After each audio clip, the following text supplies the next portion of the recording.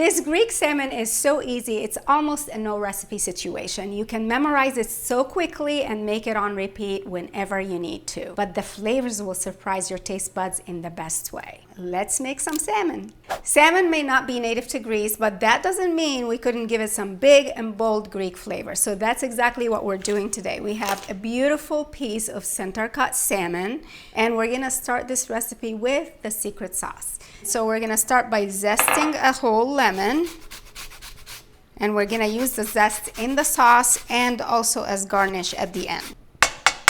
I'm gonna keep going until my lemon is fully balled. There's so much flavor in the lemon zest that it's just would be a sin to throw it away. You know, we can use it.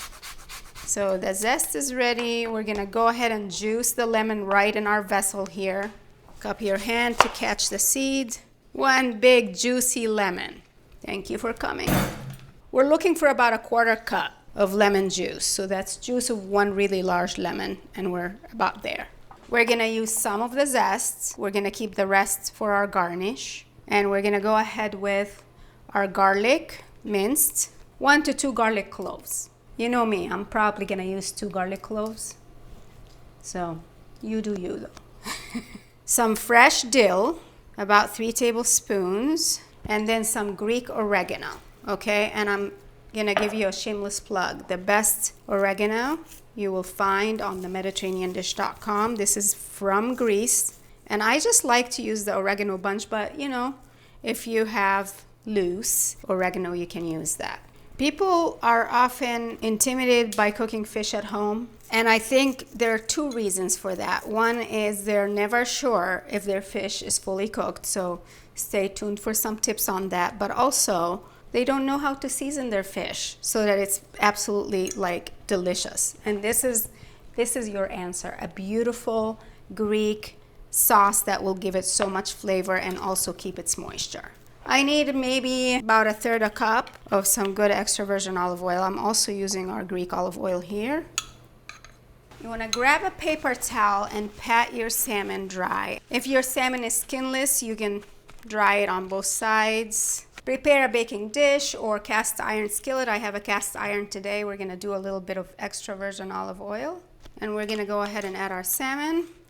Mine has the skin on. I enjoy the skin, but you can do skinless salmon. I like a center cut salmon piece because it turns out nice and juicy, and it's evenly cooked because everything is about 1 inch thick. When you have a bigger piece of salmon and part of it is the tail, oftentimes people will overcook the tail, and you know, the middle part is usually undercooked. So opt for a center cut piece of salmon if you can. Kosher salt and black pepper, no big deal because we've got a lot of flavor in that beautiful sauce with the dill and the garlic and the Greek oregano. It's gonna be a flavor party. We have just a couple of additional ingredients. We have some cherry tomatoes and some green onions. We're gonna trim the top and the bottom just a little bit, and then we're just gonna bunch them. Point your knife down and chop like a pro. Perfection. Tomatoes can stay whole, or you can cut them in half, whatever you want.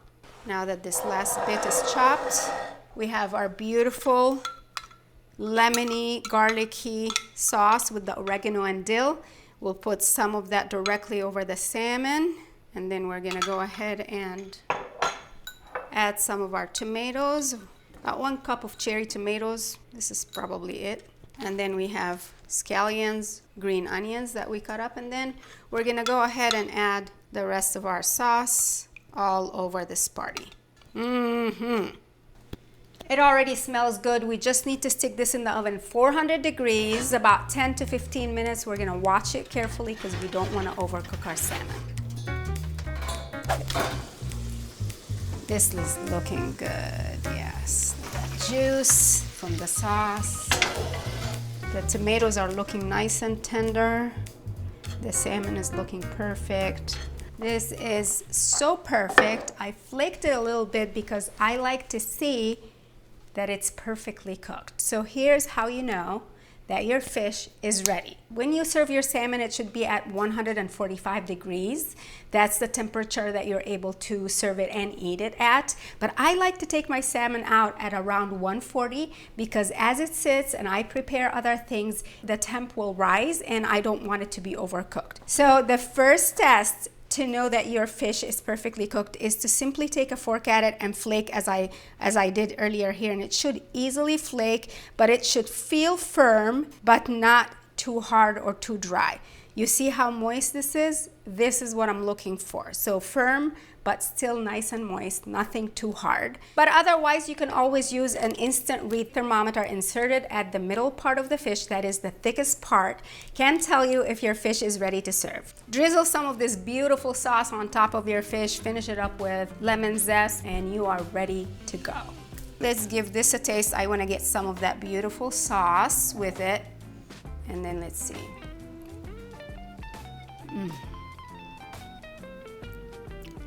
It's perfect. I can't wait for you to try this simple Greek salmon. The 4 recipes over on themediterraneandish.com, and if you are a big salmon lover, make sure that you stick around and watch the next video. I will see you later. Ciao. It's actually perfect.